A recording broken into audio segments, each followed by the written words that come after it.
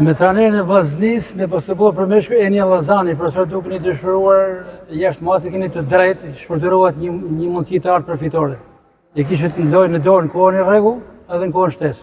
E vërtet. Kena shpërdoruar një mundësi shumë të madhe. Dhe duhet ta kishim vendos neshin. Po unë du me ju lexu vetëm 2 statistika shumë thjeshta. 37 personale janë caktuar ekipit ton sot, 19 ekipit kundërshtar. Ma bën pak diferencën e sulmeve. Sa sulme i kanë dhënë ekipit kundërshtar. 28 gjujtje të lira kundërshtari, 18 ne. Shtoja edhe këto aty në. Vjen lojtari i Tiranës mshan me rob shtëpijet këtu para stolit tonë dëgjon gjithë pallati plot. Arbitri edhe komisari nuk dëgjojnë. Çfarë i thuat kësaj? Do na mi thanë mashallah. Urime Tiranës. Ky është kampionati shqiptar. Na detyrojnë me vu durt në kokë, po s'kemi ç'bëjmë. Ky është realiteti. Më vjen keq që sjellin njerëz që vendosin me bë këto gjëra. Turp është turp, po sot do e hajmë turpin me bukë, s'kena që bëjmë. Kjo është situata. Tirana na mujti, sezonin e kena shumë të vështirë, tejet vështirë, sepse po bëhen pazare, mos pazarësh.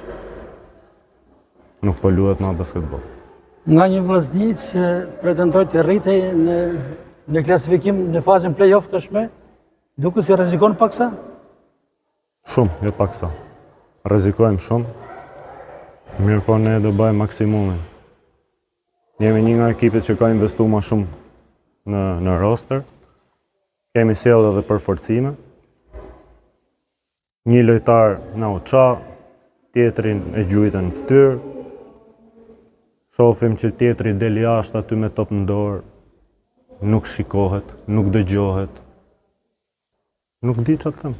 Larg pretendimeve profesor, larg pretendimeve për arbitrin apo të tjera sektor. Nuk është pretendim, unë po them realitetin atë që ndodhi. Merr përgjegjësinë skuadra, se skuadra si ta më herët e patin e dorë rezultatin në 2 momente, edhe në kohën e rregull dhe në kohën shtesë. Do të ndalen në këtë aspekt? Po dyshim që do ndalen, kishim mundësi. Por nuk është e drejtë gara. Duhet ta kuptoni që kjo lloj garet nuk është e drejtë. 37 personale nuk është e drejtë me 19 nga ana tjetër. Me djemt ton po shkrahen tokë. Po i gjuhet fytyrës, po ofendohen. Po ofendohet trajneri në syt publikut, po ofendohet trajneri. Çfarë i thuhet kësaj? Si mundeni me komentu këtë? Më vjen keq. Nuk është garë e drejtë. Profesor, vështirë do të jetë pjesa në vazhdim e sezonit 3 ndeshjet në vazhdim, duke qenë se edhe ju po thoni gara nuk është e drejtë, duke pasur parasysh gjithë këto alianca, gjithë këto padrejtësi që po bëhen sipas jush kundrejt Vllaznisë. Sa vështirë do të jetë 3 ndeshjet e ardhshme? Ne do japim maksimumin. Do bëjmë maksimumin ton në çdo ndeshje. Nuk e vën diskutim. Kjo ishte goditje shumë e fortë për ne sot, sidomos në shtëpi, sidomos gjithë ky publik. Ishin ardhur edhe figura politike sot me na nek. Nuk i shkon. Nuk i